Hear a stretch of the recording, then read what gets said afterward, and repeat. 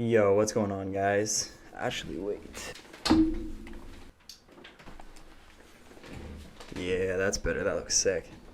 Okay, what's going on, guys? Today I'm going to make this little video taking a look at some of Sean O'Malley's grappling. Now, obviously, we know Sean O'Malley as like a really creative striker. He's got a lot of knockouts, TKOs, and all of his victories really in his UFC career so far have come either fights where he got a knockout, got a TKO, or where he won a decision based on his striking where he beat the guy standing up. But he actually does have a few grappling matches out there, and he's kind of a victim of that Francis Ngannou syndrome where everybody feels like, because we've never seen him do any grappling in the octagon, we kind of just don't believe that he's a great grappler. So he did something kind of rare and brave for a UFC fighter that we don't see too often. He actually entered into some grappling tournaments, particularly a grappling industries tournament in the town where he lives in Arizona. So we're going to watch that today.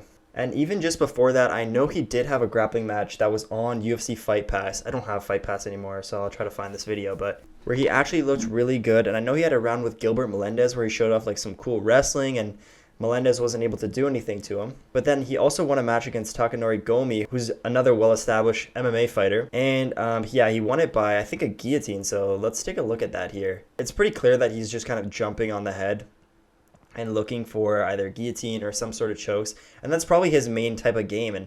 And realistically, if he does fight wrestlers in MMA, he's going to be able to do this.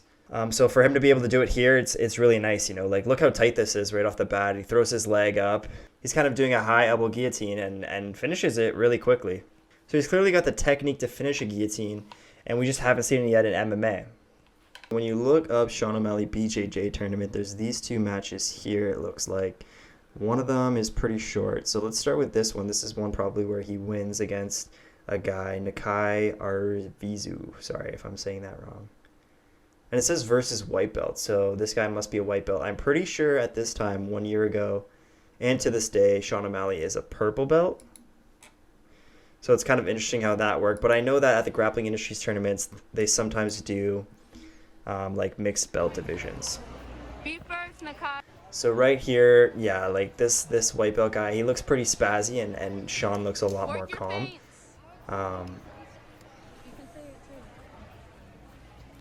Sean again looking for those snap downs like we saw in the Gomi fight. Like I guess he's probably trying to set up that guillotine. I wouldn't be surprised if we see that here. Obviously his wrestling in MMA is going to be different than what it is here. There's no striking. The openings are very, very different. But it's just cool to see this side of his game that we've kind of yet to see because he just doesn't rely on it at all inside of the octagon. Circle, circle. Yeah, a nice little foot sweep attempt there. Don't stop moving, circle. Circle. I think the guy who posted this video is the white belt in this, so I think that little flashback there was to show off his little circling, so that's kind of funny. But yeah, this is kind of I don't know, if Sean O'Malley was going into this knowing that he's a purple belt and this guy's a white belt, I would think he'd be a little bit more aggressive, so maybe he didn't know. He looks bigger than this guy too, so that could be another reason for him to just really go out there and try to get a takedown, try to get on top, use his weight as an advantage.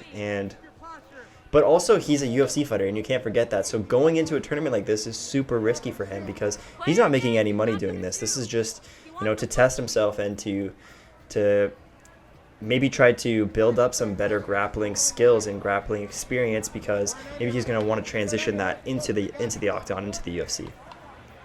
But yeah, he has to be very safe here because, you know, you never know who you're going against. And one of these guys could be thinking like, oh, Sean O'Malley's in this. Like, you know, I want to really prove that I'm amazing, prove that I'm a great grappler, and try to hurt this guy just because he's a big name person, right? If Sean O'Malley gets hurt in a grappling event where he's making no money and then he can't go and do his real job, which is to fight in MMA and the UFC, it looks pretty bad, and, you know, it would suck for him. Again, we're seeing a lot of, yeah, okay, so here's a guillotine attempt off of a foot sweep and a snap down. Obviously, that's what Sean O'Malley likes. Like, it's pretty clear to see here in these two matches already. He's again going for that high elbow on the right side with, oh, wow, nice defense, though. This guy stayed composed, didn't let him, kind of kept away from the hips and was able to back away. Just again, some hand fighting here. When Sean had both wrist grips there, I feel like there's a lot he can do from there, especially being the stronger, bigger person. So I'm surprised he doesn't do more with that. Ooh, nice little arm drag by Sean O'Malley, but it didn't work out too much. He didn't get tight enough. Yeah, I mean, it really just looks like Sean is the one kind of initiating here. I'm calling him Sean. I don't know why I'm calling him Sean. It's like I know him. O'Malley, I guess, is the one really initiating here and doing more. The other guy's really trying to just break away, break the grips, get away, keep some distance, and not let him set anything up. I'd like to see a little more from that guy, but I mean, how can you blame him, right? If he is a white belt going up against a known, UFC purple belt, you're going to play a little cautiously. Especially him being the smaller guy too, nothing is on his side here. He's a massive underdog going into this. But I feel like at this point in the match, they've already been going for quite a while. He should be feeling a little bit more confident, a little bit more like he belongs in this match because he hasn't been like super exposed yet. Maybe we'll start seeing some riskier stuff as this continues. So Sean O'Malley really just looking pretty one-dimensional in his grappling here. He's looking for a snap down into a guillotine if he can get it. He's thrown a couple of little leg sweeps and a couple of little arm drags, but that was really it. So I guess this match is over now, and I'm assuming he won that just based off of maybe a ref's decision by pushing the pace a little bit more. But yeah, I guess that's it for that match. So moving on, this one is Sugar Sean O'Malley grappling match at Grappling Industries, and I know versus Rober Degle here it says. And I know the name Rober Degle. So at this point, the date is September 20th, 2020. And Rober Degle is pretty unknown, I think, at that point. I'm assuming he wasn't more than a purple or brown belt at this time. But he really exploded on the scene last year in 2021. He's a guy that I'm pretty sure at this point even would have been training with the Danaher Death Squad. And as a result, of course, he was heel hooking everybody in the competition scene. And he had won some big tournaments, some opens. And in 2021, he was also just super active on the super fight scene. I know he fought at Fight to Win. And I also remember seeing him a lot in Europe on the Grapple Fest events and even like some other random super fights there. He just most recently fought, I think, against Ash Williams, who is an ADCC Trials winner and will be going to ADCC. So that's pretty crazy. And you know what? He didn't look terrible against him. I know at one point he was in on a pretty nice inside heel hook on Ash Williams. I think this also said that it was the finals of the tournament. So at this point for Sean O'Malley to be going up against a guy who probably heel hooked everybody in this tournament and, probably had built up that reputation as the guy who attacks legs, goes for leg locks. And clearly he's somebody who is today really, really good at them. I'm assuming back in 2020, this was the game he played.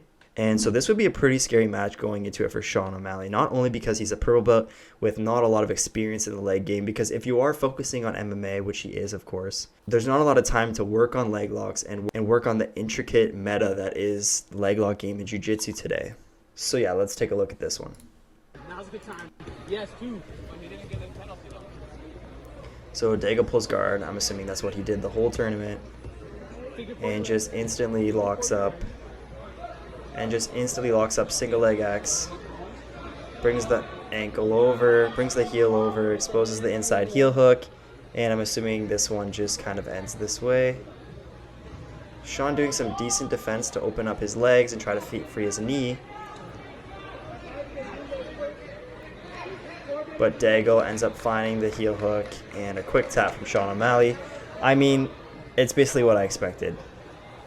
Rober Degle is doing this to really good high-level competition who are probably focusing full-time on jiu-jitsu versus Sean O'Malley here, who's really just doing this for fun. And he kind of learns the hard way that there is two different sports for a reason. There's so much to learn in grappling. There's so much to learn in MMA. For you to combine the two, you're not going to be able to achieve the very, very top of the sport. At the end of the day, though, for Sean O'Malley to do this, it's pretty cool. And obviously, he won't be going to ADCC anytime soon.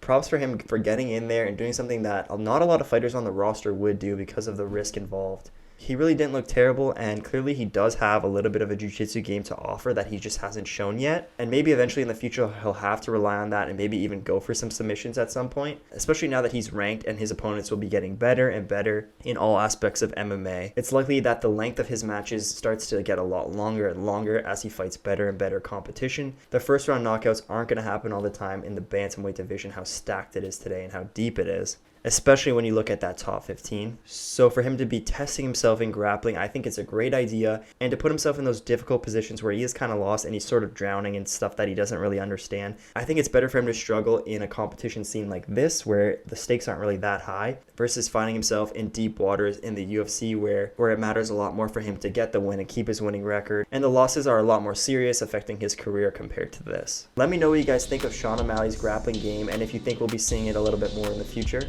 And I'll catch you guys in another video soon.